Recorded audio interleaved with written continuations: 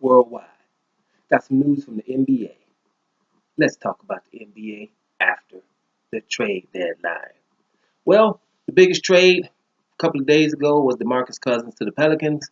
I still say that's the biggest trade in the trade deadline. You got Ibaka going over to Toronto. Keep an eye on that one too. But most of the big guns stayed put for whatever reasons. You know, the Jimmy Butlers of the world, he stays over there in Chicago. Who else we got who didn't get traded? Carmelo Anthony was on the blocks with a couple of teams, right? And so was Paul George from Indiana. You know, these guys, but they all stayed put. So, like I said, that's why I didn't want to talk about it before, because it was just going to be rumors. You don't know what's really going to happen. So we have a few trades. Another significant one is Noel from Philadelphia. He's going to the Mavericks. That's going to help the Mavericks with a young guy who could a rim protector with an upside in the offense too. So that's a pretty good trade for Dallas. So those are the main ones that happened. Let's see. We only got about 27 games left, 25 to 27 games left. Let's see how that push is going to go. I said something about it already, but I'm going to say it again. That Lou Williams to Houston, right? That Lou Williams to Houston trade, even though Lou Williams comes from the bench, he's a member of that SLAG club, SLAG, right? And the SLAG club is either shoot like a god or score like a god. Now, you're looking at Golden State, they got four SLAGs, right? With Steph Curry, right? You got Steph Curry, Klay Thompson, right? Shooting like gods out there. Then you got Kevin Durant, who scores like one, right? So that's three of them over there. Now you go into Houston, you got your boy James Harden, who scores like a god. But now you got about two guys that shoot, and Lou Williams, who scores like a god too. Basically, just born scores, but you got two shooters that shoot like gods, basically, right? And that's Eric Gordon. He leads the league in 3-point percentage. And then you got to say Ryan Anderson knocking at the door. And what I mean by them slags is people that shoot them threes, and doesn't matter when they shoot them in a game.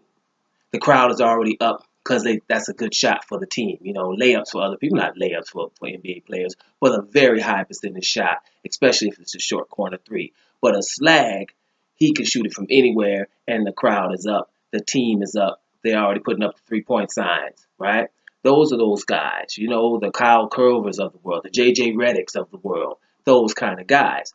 And these guys are in that area. So Houston has four or more, 3.5. Let's say Ryan Anderson might not be a slag, but he's sure knocking at the door, right? So they're going to have a whole lot of scoring punch, Houston.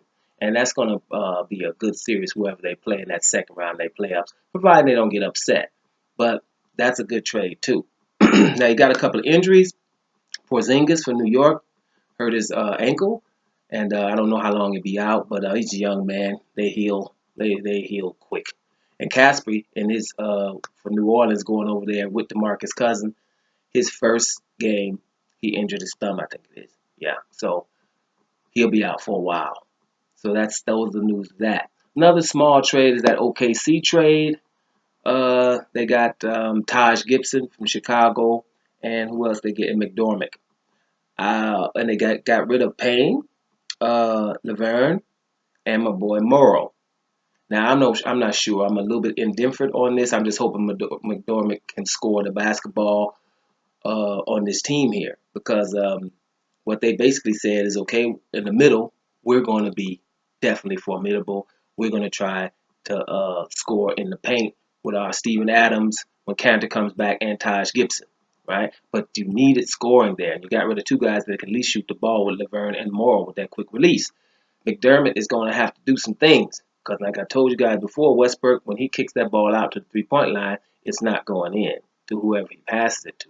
You can get lucky because, you know, you're basketball players, but I'm talking about somebody where you know when you kick it out, you kick the ball out and Golden State, doesn't matter who you pass it to, or Houston.